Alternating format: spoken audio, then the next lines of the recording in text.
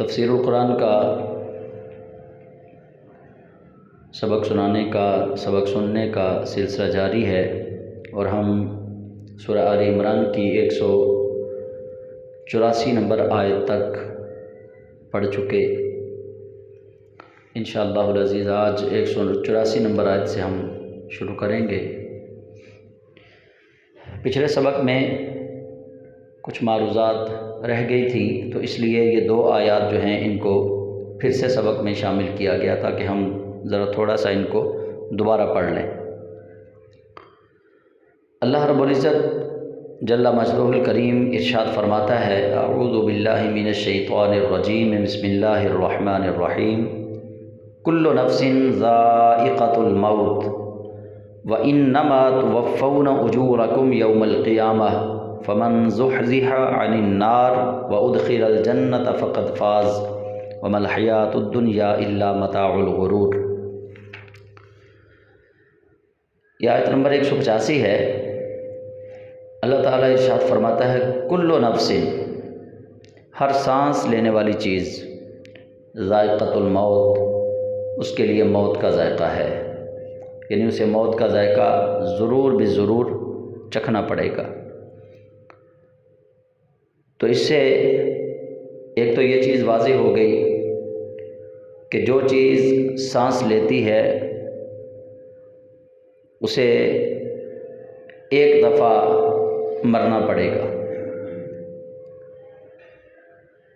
اس کو مرنا کیوں ہے، یہ بھی ایک سوال ہے کہ اللہ نے ہمیں بنایا ہے، نباتات ہیں، درخت بھی سانس لیتے ہیں، بڑھتے ہیں، حشرات والارض ہیں، کیڑے مکوڑے، جانور ہیں، جنات ہیں، جو بھی سانس لینے والی اللہ کی مخلوق ہے، آخر ان کے لیے موت کیوں ہے؟ یہ اللہ تعالیٰ نے فیصلہ کیوں سنا دیا کہ کل نفس ذائقۃ الموت، کہ ہر نفس کے لیے موت کا ذائقہ ہے، اس کو یہ چکھنا پڑے گا؟ یہ کیوں کہا؟ اس کے اندر اللہ تعالیٰ کی بقا، اللہ کی توحید کی بہت بڑی نشانی ہے، اللہ کے حی اور قیوم ہونے کی نشانی اس کے اندر موجود ہے کہ رب تعالیٰ جل جلالہ بتا رہا ہے کہ ہر ایک جاندار نے، ہر ایک چیز نے موت کا ذائقہ چکھنا ہے، اور موت کا خالق اور مالک کون ہے؟ وہ اللہ وحدہ لا شریک ہے۔ بس اسے موت نہیں آنی، اس نے تم سب کو موت دینی ہے، باقی اس نے رہنا ہے۔ اور اس کا اللہ تعالیٰ نے دوسری جگہ پہ اس طرح بھی اعلان کیا، فرمایا کل من علیہ فان، ہر چیز کے لیے فنا ہے، وَيَبْقَى وَجْهُ رَبِّكَ ذُو الْجَلَالِ وَالْإِكْرَامِ، اور باقی صرف اللہ کی ذات نے رہنا ہے۔ تو جب باقی اس نے رہنا ہے، ہم نے فنا ہو جانا ہے، تو جب ہمیں یہ پتہ چل گیا کہ ہماری فنا جو ہے وہ ہمارا مقدر ہے، فنا ہونا ہمارا مقدر ہے، جانا ہمارا مقدر ہے، تو پھر یہ اکڑ کیسی، پھر یہ غرور کیسا، پھر یہ تکبر کیسا، پھر یہ رعونت کیسی؟ آخر ایک دن اللہ کی بارگاہ میں چلے جانا ہے۔ تو اس لیے اللہ تعالیٰ یہ اپنا فیصلہ بھی سنا رہا ہے اور انسان کو اللہ تعالیٰ جھنجھوڑ بھی رہا ہے کہ کل نفس ذائقۃ الموت، اور اس سے اگلا جملہ اس کے اندر اللہ تعالیٰ نے واضح طور پہ فرما دیا، وَإِنَّمَا تُوَفَّوْنَ أُجُورَكُمْ يَوْمَ الْقِيَامَةِ، اور قیامت والے دن ہر ایک نفس کو اس کے کیے کا پورا اجر دیا جائے گا، جو اس نے کیا ہے قیامت والے دن اس کے مطابق اس کو اجر دیا جائے گا۔ اجر دو طرح کا ہوگا، ایک اچھا اجر ہے، ایک برا اجر ہے۔ کافر کے لیے بھی اجر ہے، بشارت ہے، لیکن کافر کے لیے کیا بشارت ہے؟ جہنم کی بشارت ہے، اور مومن کے لیے کیا بشارت ہے؟ جنت کی بشارت ہے۔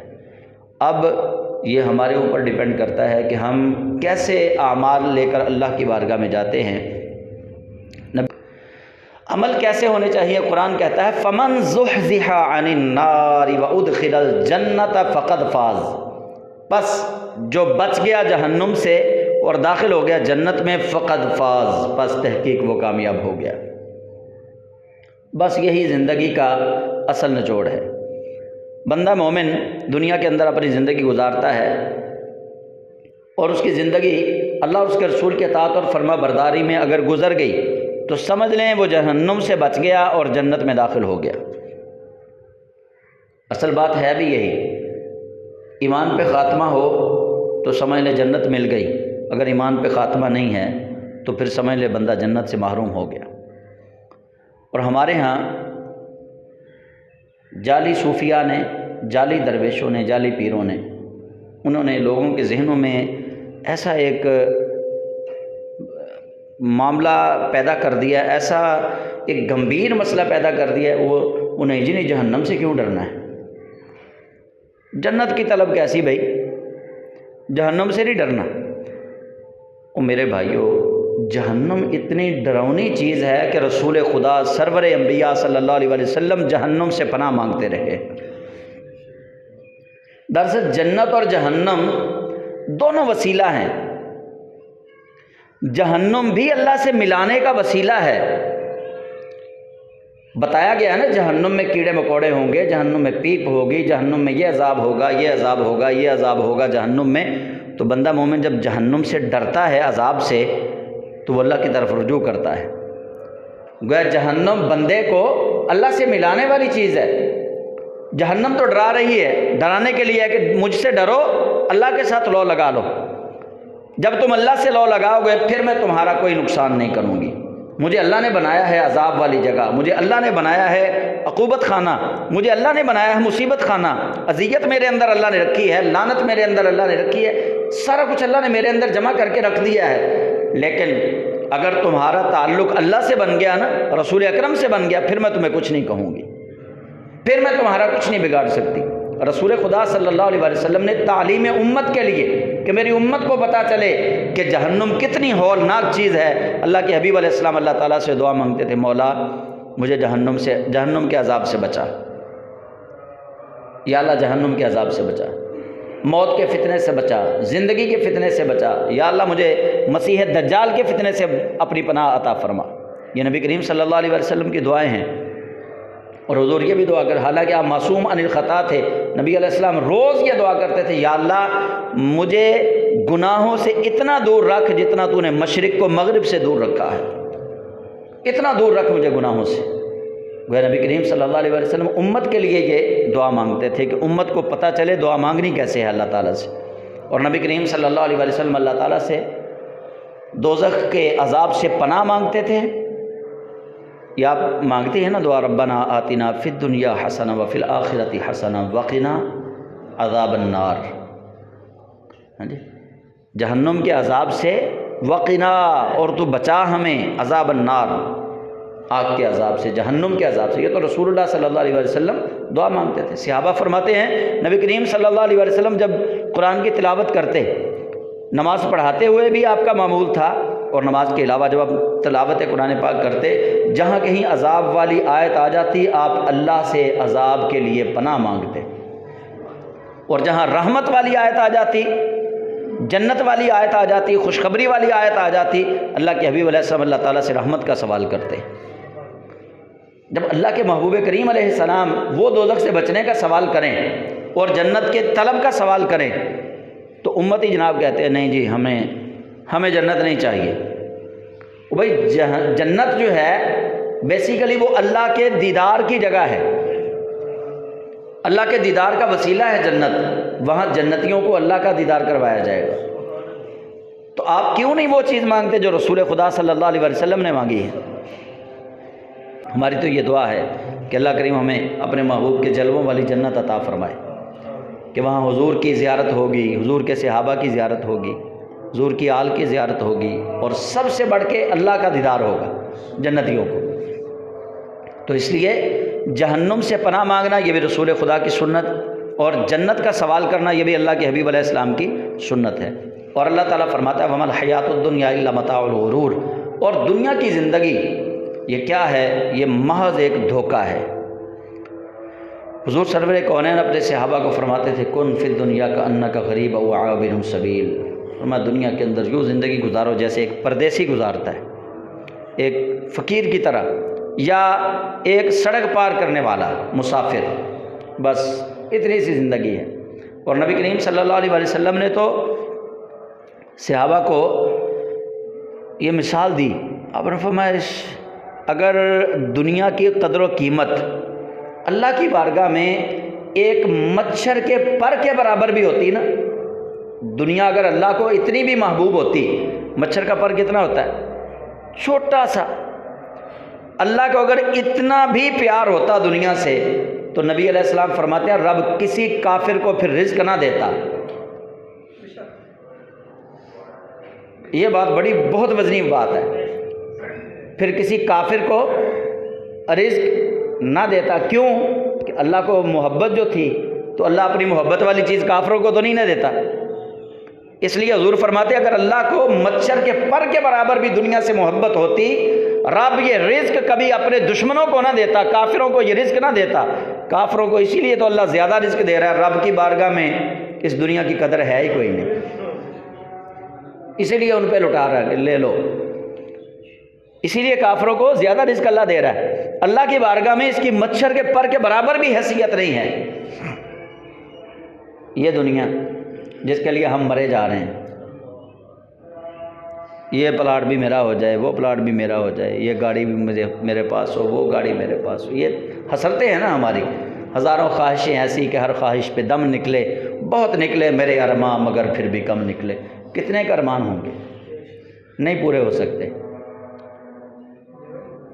رسول اللہ علیہ السلام فرماتے ہیں کہ ایک تیری چاہت ہے، ایک اللہ کی چاہت ہے، ہاں جی، اور جب تو اپنی چاہت کے مگن میں لگا رہے گا نا، مجھے یہ بھی مل جائے، یہ بھی اللہ تجھے تھکا دے گا، اور جب تو اللہ کی چاہت میں زندگی بسر کرے گا پھر رب تجھے وہ بھی دے گا جو تو چاہتا ہے، اللہ تجھے اس سے بہتر بھی عطا فرمائے گا۔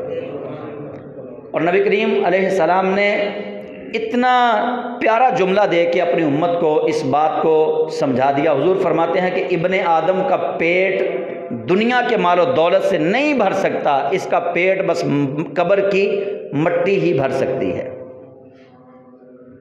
بس اس کا پیٹ قبر کی مٹی ہی بھر سکتی ہے، دنیا کے مال و متاع سے اس کا پیٹ نہیں بھرنے والا۔ بس یہ حیثیت ہے انسان کی۔ ہم جتنے مرضی متقی پرہیزگار داڑھی رکھ لیں، پگڑی باندھ لیں، جتنا مرضی علم پڑھ لیں، دنیا کی خواہشات، دنیا کی طلب ہمارے اندر رہتی ہے۔ یہ کیفیت ہوتی ہے کہ جب ہم بات سنتے ہیں تو دل میں آتا ہے کہ یار اب کنارہ کشی کر لیں دنیا سے۔ جب پڑھتے ہیں تو دل میں آتا ہے، بات سنتے ہیں تو دل میں آتا ہے، لیکن تھوڑی باہر جاتے ہیں تو پھر طبیعت تبدیل ہو جاتی ہے، پھر وہی آرزویں، پھر وہی تمنائیں ہماری۔ لیکن حقیقت یہی ہے کہ اگر دنیا سے پیار ہوتا نبی کریم صلی اللہ علیہ وسلم کو تو حضور سید عالم صلی اللہ علیہ وسلم کبھی یہ نہ فرماتے۔ نبی پاک صاحب الوراق صلی اللہ علیہ وسلم نے فرمایا کہ اللہ تعالیٰ سے، یہ صحیح بخاری کی حدیث ہے، حضور نے اللہ تعالیٰ سے دعا مانگی، نبی علیہ السلام نے فرمایا یا اللہ میری آل کے لیے فقط زندگی گزارنے کے لیے رزق دے کہ یہ زندہ رہ سکے، فقط زندہ رہ سکے، بس اتنا رزق دے کہ یہ زندگی گزار سکے۔ ام المومنین سیدہ عائشہ صدیقہ رضی اللہ تعالیٰ عنہ فرماتی ہیں مہینہ مہینہ گزر جاتا کھجور اور پانی پہ گزارا کرتے ہوئے، کبھی کوئی چیز آ جاتی تو گھر میں چولہا جلتا، کوئی گوشت دے جاتا، ہدیہ دے جاتا تو گھر میں چولہا جلتا، ورنہ ایک ایک مہینہ گزر جاتا کھجور اور پانی پہ گزارا کرتے۔ واہ، امام الانبیاء کا گھرانہ ہے، محبوب خدا ہے، ہاں جی۔ ہم نہ 3 میں نہ 13 میں، ہمارا تو نہ دین سے تعلق ہے، نہ رسول اللہ سے وہ تعلق ہے، نہ اللہ سے وہ تعلق، ہم تو نام کے مسلمان ہیں۔ اور جب کبھی ہم محفل میں بیٹھے ہوتے ہیں، ہم سے بڑا عاشق رسول کوئی نہیں ہوتا۔ کلیجہ پھٹتا ہے جب ہم یہ باتیں سوچتے ہیں کہ نبی کریم صلی اللہ علیہ وسلم نے زندگی کیسے گزاری۔ صحابہ فرماتے ایک دن ہم نے بھوک کا اظہار کیا حضور کے سامنے اور اپنے پیٹ سے کپڑا اٹھایا، ہم نے ایک ایک پتھر باندھا ہوا تھا، کہا یا رسول اللہ اب برداشت نہیں ہوتا، آقا اب بھوک برداشت نہیں ہوتی۔ تو صحابی رسول کہتے ہیں اللہ کی عزت کی قسم جب رسول خدا نے اپنے پیٹ سے کپڑا اٹھایا نا 2 پتھر باندھے ہوئے تھے۔ محبوب خدا یار، امام الانبیاء، خطیب الانبیاء، سید الانبیاء، رتبہ دیکھیں کتنا بڑا ہے، اور تکالیف دیکھ لیں، مصائب و آلام دیکھ لیں، صبر دیکھ لیں حضور کا، صحابہ فرماتے ہیں کہ نبی کریم صلی اللہ علیہ وسلم آپ نے اپنے پیٹ مبارک سے کپڑا اٹھایا تو 2 پتھر باندھے ہوئے تھے۔ گویا امت کو یہ پیغام ہے کہ اگر رسول خدا کو دنیا سے محبت ہوتی تو اللہ کے محبوب کریم علیہ السلام بس اللہ سے مانگنا ہی تھا نا، کہنا ہی تھا رب کو۔ جو رب ان کے اشارے پہ چاند کے 2 ٹکڑے کرتا ہے وہ اپنے محبوب کے لیے ہیرے جواہرات کے ڈھیر نہ لگا دیتا؟ جس رب نے بنایا ہی ان کو محبوب ہے تو وہ اللہ کتنا ان پہ کرم فرماتا۔ تو اس لیے دنیا سے محبت بس اتنی ہی کرنی چاہیے جس سے گزارا چل سکے، بچوں کی ضروریات پوری ہو سکیں، لوگوں کے سامنے ہاتھ نہ پھیلانا پڑے، ورنہ یہ دھوکے کا مال ہے سارا۔ وَمَا الْحَيَاةُ الدُّنْيَا إِلَّا مَتَاعُ الْغُرُورِ، اللہ فرماتا ہے کہ یہ دنیا کچھ بھی نہیں ہے مگر دھوکے کا مال ہے یہ سارا، جتنا کچھ بھی ہے۔ اللہ اکبر۔ اور نبی کریم صلی اللہ علیہ وسلم کو اللہ تعالیٰ یہ واضح طور پر پیغام دے رہا ہے کہ محبوب ہم نے آپ کو آزمانا ہے، آپ کی امت کو بھی آزمانا ہے۔ کیسے؟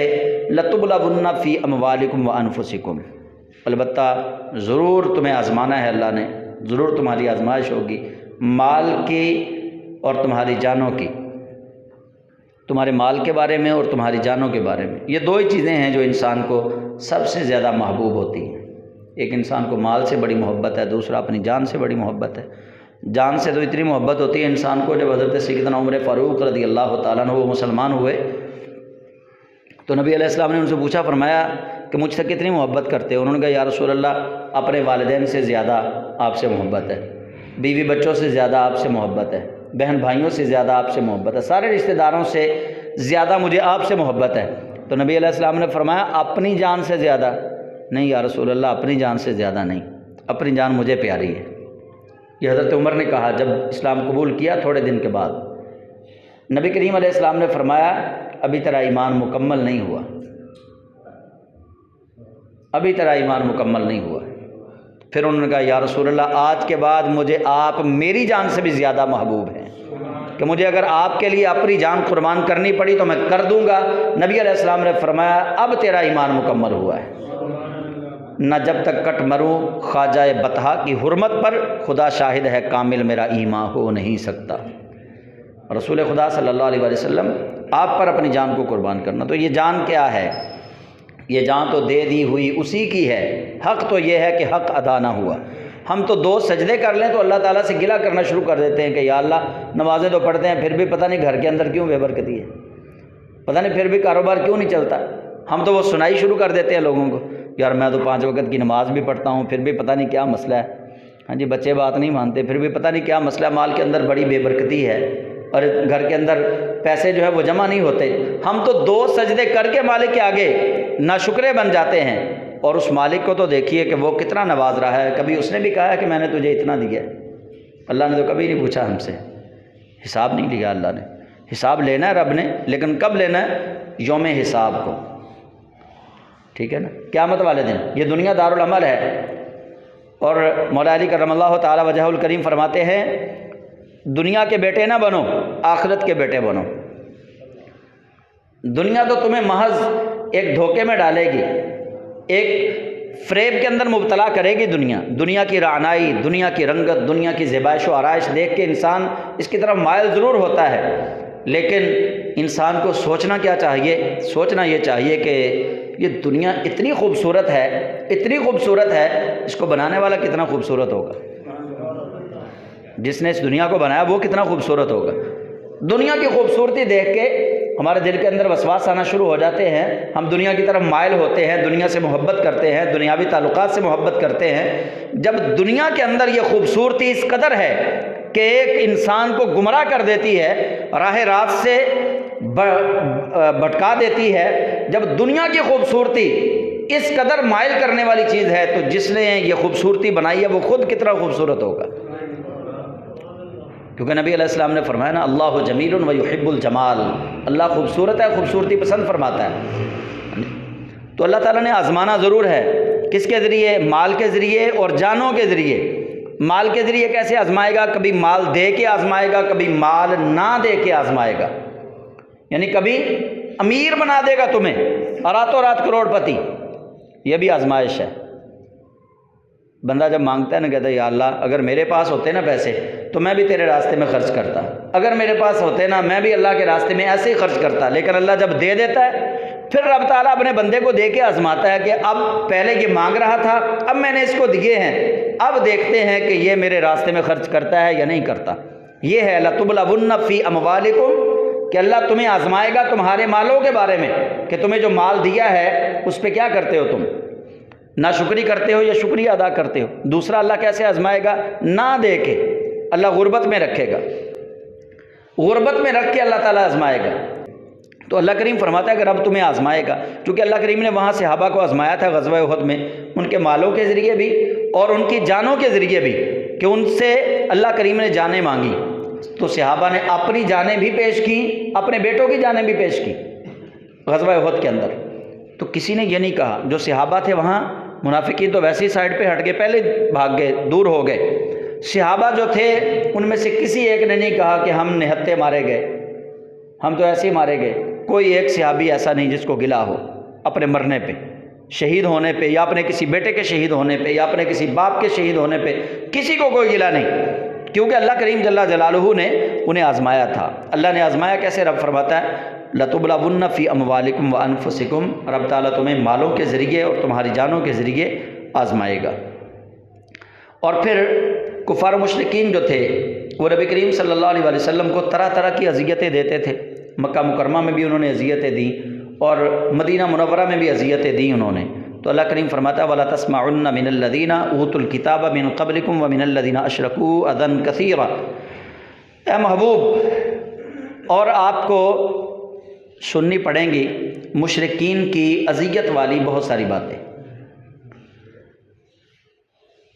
جو اگلے کتاب والے ہیں نا، مطلب تھا یہودی جن کو پہلے کتاب دی گئی، فرمایا اوت الکتاب من قبلکم، وہ جن کو آپ سے پہلے کتاب دی گئی وہ آپ کو بہت ساری باتیں سنائیں گے، کس کے ساتھ مل کے؟ مشرکین کے ساتھ مل کے۔ وَمِنَ الَّذِينَ أَشْرَكُوا، یہودی اور مشرکین دونوں مل کے، اذًا کثیرا، اذًا کہتے ہیں اذیت کو، کثیراً بہت زیادہ، وہ آپ کو اذیت والی باتیں کریں گے، بہت زیادہ اذیت دیں گے۔ آپ نے کیا کرنا ہے ان کی اذیتوں پہ؟ وَإِن تَصْبِرُوا، اور اگر آپ صبر کریں، وَتَتَّقُوا، اللہ تعالیٰ سے ڈرتے رہے، فَإِنَّ ذَلِكَ مِنْ عَزْمِ الْأُمُورِ، تو یہ بہت بڑے کاموں میں سے ہے، بڑی ہمت والا کام ہے یہ۔ وَإِذْ أَخَذَ اللَّهُ مِيثَاقَ الَّذِينَ أُوتُوا الْكِتَابَ لَتُبَيِّنُنَّهُ لِلنَّاسِ، اور پھر یہاں پہ ایک میثاق کی بات کی گئی، ایک وعدے کی بات کی گئی۔ کون سا وعدہ تھا؟ جو اللہ تعالیٰ نے نبیوں سے لیا تھا اور نبیوں کے ذریعے ان کی امت کے علماء سے لیا تھا۔ وہ وعدہ یہ تھا کہ وہ حق کو کبھی چھپائیں گے نہیں۔ سب سے بڑا بخیل وہ ہے، کنجوس، جو علم میں کنجوسی کرے، اور سب سے بڑا خائن، خیانت کرنے والا وہ ہے جو علم کے اندر خیانت کرے، یعنی جو اللہ کے احکامات ہیں ان کو توڑ مروڑ کر لوگوں کے سامنے پیش کرے۔ تو اللہ کریم فرماتا ہے، محبوب یاد کیجئے، وَإِذْ أَخَذَ اللَّهُ، یاد کیجئے جب اللہ نے وعدہ لیا، پکڑا، میثاق، وعدہ، الذین اوتوا الکتاب، ان لوگوں سے جنہیں کتاب عطا کی گئی، لَتُبَيِّنُنَّهُ لِلنَّاسِ، تو تم ضرور بیان کر دینا ان لوگوں کے لیے، وَلَا تَكْتُمُونَهُ، اور ان لوگوں سے کچھ بھی نہ چھپانا، فَنَبَذُوهُ وَرَاءَ ظُهُورِهِمْ، فَنَبَذُوهُ، پس انہوں نے پھینک دیا، وراء ظہورہم، اپنی پیٹھوں کے پیچھے، یعنی پس پشت ڈال دیا، بھول گئے، چھپا لیا اللہ کے حکام کو، واشتروا بہ ثمنا قلیلا، اور انہوں نے اس کے بدلے میں ثمنا قلیلا، بہت کم قیمت لی، حق کو چھپانے کے لیے بڑی کم قیمت میں اپنا سودا کر دیا انہوں نے۔ فبئس ما یشترون، پس وہ کتنے ہی برے خریدار تھے، کتنا برا سودا کیا انہوں نے کہ دنیا کا قلیل مال انہوں نے لیا، اللہ کے احکامات کو چھپا دیا۔ یہاں پہ کیا ہے؟ انہوں نے کیا چھپایا تھا؟ کیا چھپانے والی چیز تھی؟ کیا وہ انجیل کو چھپا گئے، یا تورات کو چھپا گئے، یا قرآن کو چھپا گئے؟ انجیل بھی موجود تھی، تورات بھی موجود تھی، البتہ اس کی شکل کو انہوں نے چینج کیا۔ چھپاتے وہ کیا تھے؟ وہ اسلام کی حقانیت کو چھپاتے تھے، نبی آخر الزمان صلی اللہ علیہ وآلہ وسلم کی جو صفات اللہ نے بیان فرمائی تھی ان کو چھپاتے تھے، چونکہ اللہ نے وعدہ لیا تھا سارے نبیوں سے کہ جو حق میں بھیجوں گا وہی حق تم نے آگے امتوں کو سکھانا ہے، امتوں کو وہی بتانا ہے۔ اور پھر نبیوں نے وہ وعدہ لیا اپنی امت کے علماء ربانیین سے کہ تم نے یہ کام کرنا ہے، جو حق ہم نے تمہیں پہنچا دیا اس کو بعین ہی تم نے پہنچانا ہے۔ تو یہودیوں نے کیا کیا؟ انہوں نے نبی کریم صلی اللہ علیہ وسلم کے اوصاف والی آیات جو تھی تورات کے اندر ان کو چھپا لیا، وہاں پہ من گھڑت قصے لکھ دیے، اپنی طرف سے باتیں اس کے اندر ایڈ کر دی۔ تو رب تعالیٰ فرماتا ہے وَاشْتَرَوْا بِهِ ثَمَنًا قَلِيلًا، انہوں نے حق کو ثمن قلیل کے بدلے میں بیچ دیا، تھوڑے داموں انہوں نے بیچ دیا۔ فَبِئْسَ مَا يَشْتَرُونَ، پس کتنی بری خریداری کی ہے انہوں نے۔ تو یہ نبی آخر الزمان صلی اللہ علیہ وسلم آپ کی صفات کو چھپانا، وہ نبی پاک علیہ السلام سے پہلے تورات کو جو ماننے والے یہودی تھے انہوں نے چھپائی، تو وہ برے خریدار، ان کا ٹھکانہ جہنم۔ اگر حضور کے زمانے میں عبداللہ ابن ابی نے وہ آیات چھپائیں اور وہ معجزے چھپائے اور لوگوں کو رسول اللہ سے دور کرنے کی کوشش کی، تو عبداللہ ابن ابی ذمہ دار ٹھہرا دیا گیا۔ سورہ منافقون آ گئی، کئی منافقوں کے مذمت میں آیات اتار دی گئی۔ وہ عبداللہ ابن ابی کرتا کیا تھا؟ نبی علیہ السلام کی مجلس میں بیٹھتا، حضور کے پیچھے نماز پڑھتا، جب صحابہ موجود ہوتے، رسول خدا صلی اللہ علیہ وسلم موجود ہوتے، پھر تو وہ کچھ نہ کہتا، لیکن جب نبی علیہ السلام نہ ہوتے پھر وہ بڑی بکواس کرتا۔ تو جو اذان کثیرہ ہے نا، تکلیف دہ باتیں، ان میں ایک بات یہ بھی تھی کہ عبداللہ ابن ابی بیٹھا ہوا تھا، حضرت عبداللہ ابن رواحہ رضی اللہ تعالیٰ عنہ وہ بھی اس مجلس کے اندر شریک تھے۔ نبی کریم علیہ السلام گزرے تو یہ ایک جگہ پہ بیٹھے تھے، حضور سرور عالم صلی اللہ علیہ وسلم نے دیکھا کہ اس مجلس کے اندر یہودی بھی بیٹھے ہوئے ہیں، کافر غیر مسلم، عبداللہ ابن ابی بھی بیٹھا ہوا ہے، حضرت عبداللہ ابن رواحہ جو رسول اللہ کے درباری شاعر تھے وہ بھی بیٹھے ہوئے ہیں۔ نبی علیہ السلام اپنی مبارک سواری سے اتر کر رسول اللہ علیہ السلام نے ان کو اسلام کی دعوت پیش کی۔ وہاں یہ عبداللہ ابن ابی، اس نے نبی کریم صلی اللہ علیہ وسلم کا جو سواری تھی نا خچر، اس نے کیا وہاں پہ پیشاب، اس نے اپنے منہ پہ کپڑا رکھ لیا، کہنے لگا تمہاری سواری کے پیشاب کی بدبو جو ہے نا اس نے ہمیں کرب میں مبتلا کر دیا، جاؤ تم یہاں سے جاؤ۔ یہ رسول اللہ علیہ السلام کے بارے میں اس نے بکواسات شروع کر دی اور بیزاری کا اظہار کیا اس سواری کے پیشاب سے۔ اب جیسے اس نے یہ اپنی طبیعت دکھائی، حضرت عبداللہ ابن رواحہ رضی اللہ تعالیٰ عنہ وہ اس کو مارنے کے لیے اٹھے۔ اس نے رسول اللہ علیہ السلام کو کچھ نہیں کہا۔ یہ آیت جب نازل ہوئی ہے نا، میں اس کے شان نزول کی بات کر رہا ہوں، یہ آیت کیوں نازل ہوئی؟ تکلیف دینے والی، کہ تم ان کی باتیں، تکلیف دہ باتیں ان کی سنو گے۔ اللہ نے آزمایا رسول اللہ علیہ السلام کو، اس نے رسول خدا صلی اللہ علیہ وسلم کے خچر کے پیشاب کی جو سمیل تھی اس کو ناگوار جانا۔ عبداللہ ابن ابی منافق نے اپنے منہ پہ اس نے ہاتھ رکھا، کپڑا رکھا، اس نے کہا اس کی بدبو جو ہے نا وہ ہمیں بیزار کر رہی ہے، تم جاؤ یہاں سے۔ عبداللہ ابن رواحہ رضی اللہ تعالیٰ عنہ مارنے کے لیے اٹھے، نبی کریم صلی اللہ علیہ وسلم نے ان کو روکا۔ تو سید عالم صلی اللہ علیہ وسلم آپ نے کیوں روکا؟ اللہ نے کہا وَإِن تَصْبِرُوا وَتَتَّقُوا فَإِنَّ ذَلِكَ مِنْ عَزْمِ الْأُمُورِ، اے محبوب اگر آپ ان کی باتوں پہ صبر کریں گے نا اور صرف مجھ سے ڈریں گے تو یہ بڑی ہمت والے کاموں میں سے ہے۔ پتہ چلا کسی کی بری بات جو دل کو تکلیف دے اس پہ صبر کرنا ہمت والے مرد کا کام ہے، کم ہمت بندے کا کام ہی نہیں ہے۔ یہ وہ ہمت والا بندہ ہوتا ہے جو کسی کی تکلیف دہ بات پہ صبر کرے، وہ ہمت والا بندہ ہے۔ جس کے اندر ہمت نہیں ہوتی وہ فوراً یا بدلہ لیتا ہے یا ویسے ہی بات کرتا ہے یا اس سے بڑھ کے بات کرتا ہے۔ تو نبی کریم صلی اللہ علیہ وسلم مسجد نبوی میں بیٹھے تھے، حضرت عبداللہ ابن رواحہ رضی اللہ تعالیٰ عنہ آپ آ گئے۔ نبی علیہ السلام نے پوچھا، فرمایا یہ کیوں ایسی باتیں کر رہا تھا؟ تو حضرت عبداللہ ابن رواحہ رضی اللہ تعالیٰ عنہ عرض گزار ہوئے، یا رسول اللہ اس کو بس مدینے کے لوگ چودھری بنانے ہی والے تھے کہ آپ مکہ سے ہجرت کر کے مدینہ تشریف لے آئے۔ یہ مدینے والوں کا چودھری بننے ہی والا تھا۔ لوگوں نے فیصلہ کر لیا تھا کہ اس عبداللہ ابن ابی کو اپنا مدینے کا چودھری بنا لیں گے، سردار بنا لیں گے، وہاں کا نمبردار کہہ لیں، مطلب جو بھی رئیس کہہ لیں۔ یا رسول اللہ یہ اس کو بڑا ماننے ہی والے تھے، آپ تشریف لے آئے، مکہ مکرمہ سے ہجرت کر کے مدینہ میں آ گئے، لوگوں نے اپنا سردار آپ کو منتخب کر لیا، اس کو وہ تکلیف ہے۔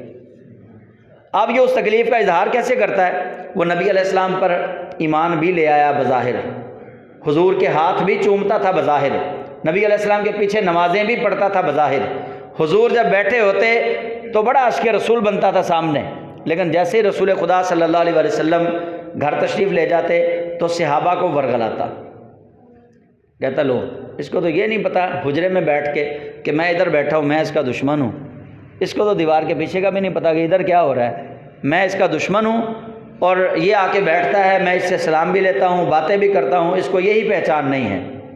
حالانکہ پہچان تو اللہ نے کروا دی تھی۔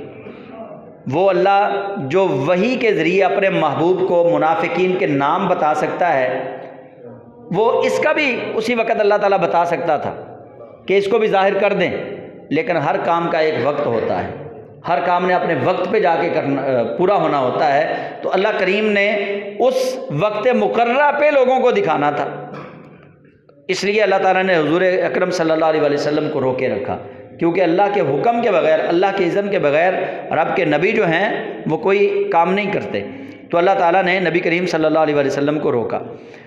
اچھا، تو اللہ کریم فرماتا ہے کہ انہوں نے نبی علیہ السلام کی جو صفات تھیں ان کو چھپایا، اور اللہ نے یہ تو وعدہ لیا ہوا تھا کہ حق کو چھپانا نہیں، اور انہوں نے کیا کیا؟ تھوڑے داموں میں اس کو بیچ دیا۔